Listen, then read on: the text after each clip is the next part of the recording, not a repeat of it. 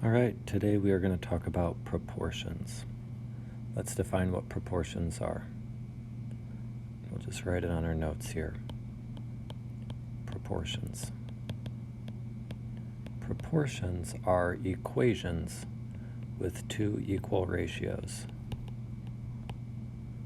Equations with two equal ratios. Remember how we can write ratios. We can write ratios A to B, we can write it A over B, or we can write it A semicolon B.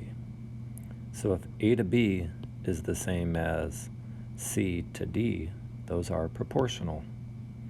Or if it's the same as C over D, those two are proportional. Okay, that's what proportions are. All right, let's review a couple proportions here. It costs $17.60 for a pack of 4 padlocks. Find the unit price in dollars per padlock. We see the per there, so we put padlock in our denominator, and we're going to find how that's proportional to 1. Okay, so 4 padlocks is $17.60. In this assignment, you'll be using a calculator a lot. So if it's proportional, 1 would cost $4.40 per padlock. Those two are proportional. That makes sense. Okay, question 2. For each table, determine whether X and Y are proportional. If X and Y are proportional, fill in the blank. Okay, so X and Y.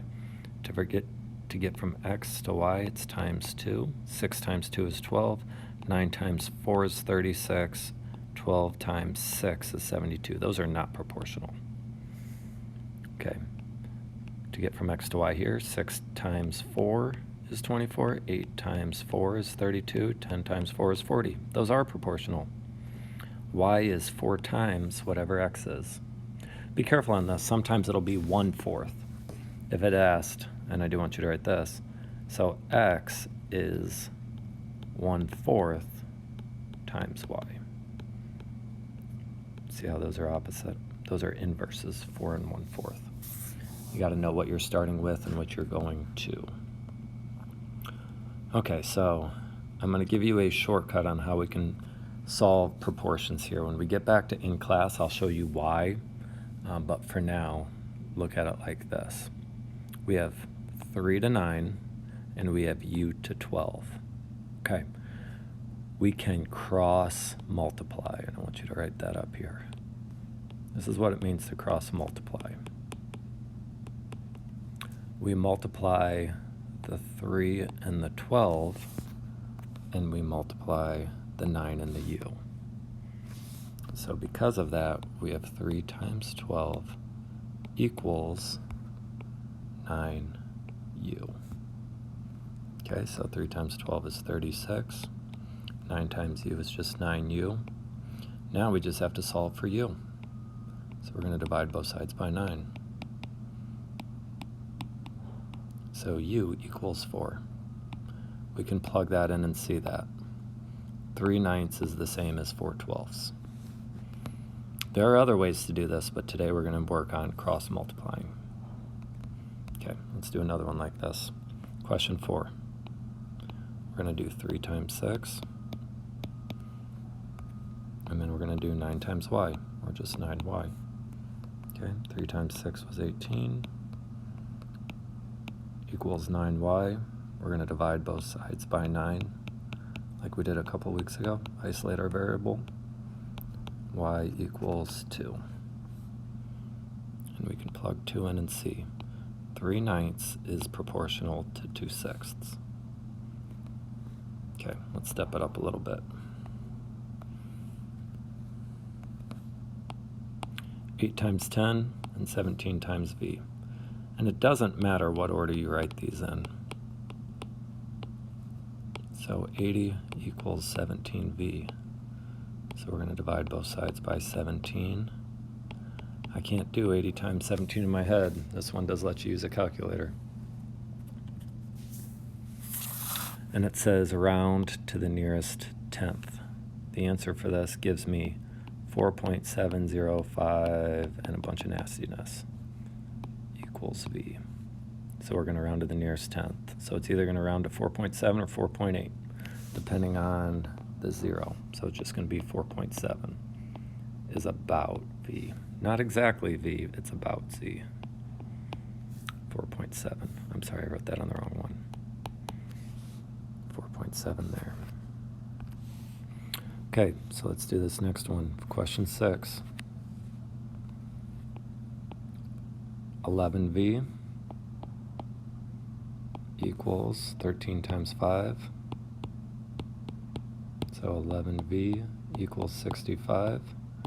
We're going to divide both sides by 11. So V equals whatever 65 divided by 11 is. It's going to be about 6. It's going to be 5.909, and on and on and on. Again, we're just going to round to the nearest tenth. It's going to be 5.9. If this 0 was a number 5 or higher, we would round up to 6.0. All right, question 7. Now we got some word problems with this.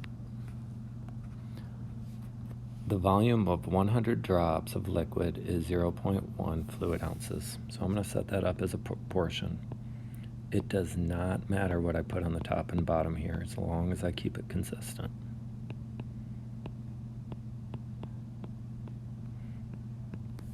What is the volume of 10,000 drops? So over here I have to put 10,000 up top because I put it on top there.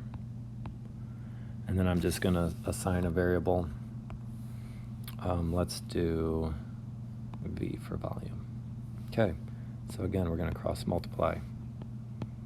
100 times V equals whatever 10,000 times 0.01 is, which is, move the decimal, is 100.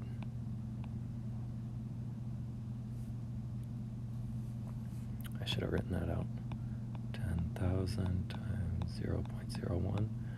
So I have 100V equals 100, so I'm going to divide them both by 100. Well, that's easy enough. V equals 1. The volume of 10,000 drops is just 1 fluid ounce. And if you look at that proportion, it makes sense.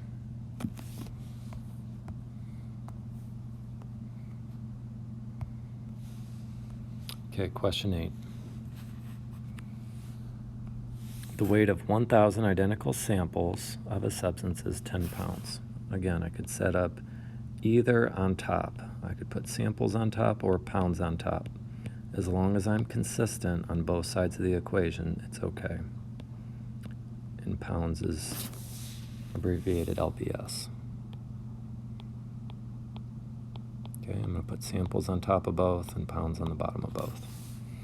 Okay, so this is 1,000 to 10. What is the weight of 10 samples? Okay, so over on this side, I'm going to put 10 up top. And I'll put a variable on the bottom. Just use X.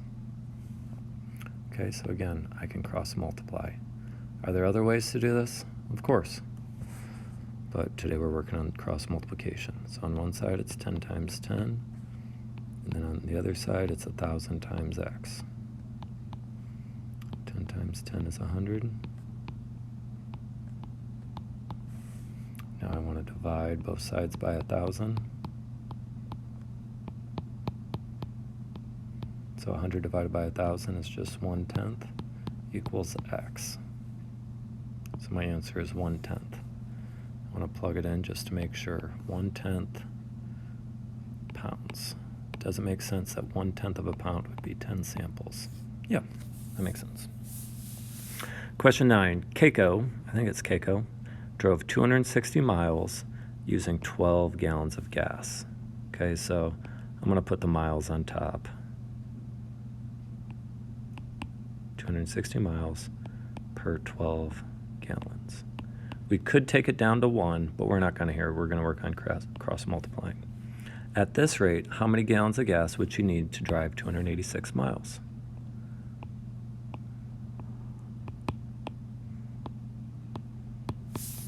Again, I can use any variable. Let's just use capital B this time. All right, so let's cross multiply.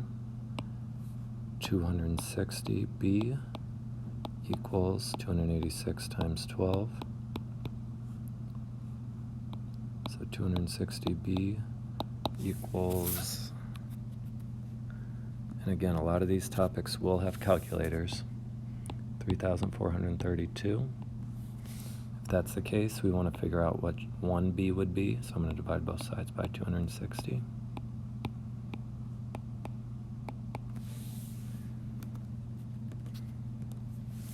The answer is 13.2 gallons.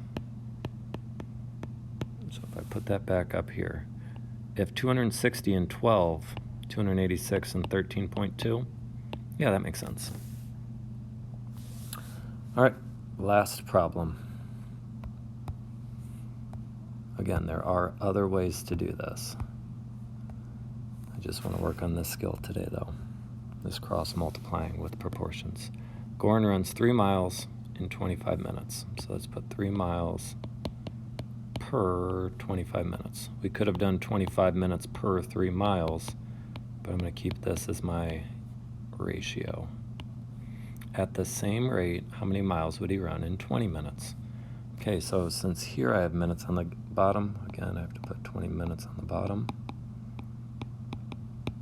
to keep it consistent. And then miles on top. We can use any variable we want. Let's use the variable capital G. All right, so I'm going to cross multiply. 25G, 25 times G equals 25G. And then 3 times 20, which is 60. So 25G equals 60. So we want to know what 1G would be. So I'm going to divide both sides by 25. So G equals 2 4/10. 2 4/10 what? Miles. And let's plug that in and make sure that makes sense. Would he run 2.4 miles in 20 minutes if he ran 3 miles in 25 minutes? Yep, that makes sense. All right, that's using proportions. That's using cross multiplying. Good luck.